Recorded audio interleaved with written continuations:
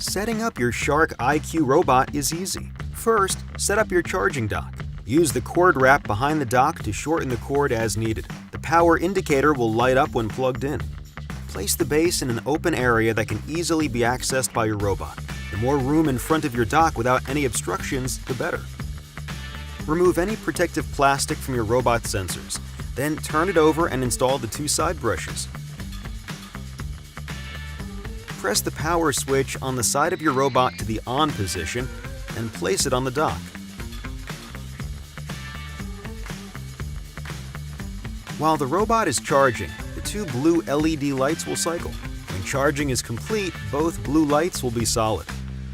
Next, prepare your home for cleaning. Remove all obstacles, such as loose power cords, clothes, toys, and low-hanging drapes.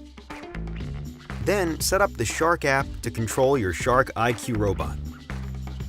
Once the robot is charged, press Clean to send it into action. As it cleans, your robot will automatically create a map of your home, separating it into specific rooms like the living room, bedroom, or kitchen. After a few cleaning sessions, this map will allow you to select specific rooms to clean immediately, or you can set cleaning schedules for the whole house. Do not lift the robot while it's cleaning, as that could interfere with its ability to create a map and clean your home effectively. If the robot gets stuck during cleaning, free the robot manually and place it within 1 foot of its last cleaning spot. With the Recharge and Resume feature, your robot will return to the dock, recharge, and can pick up where it left off.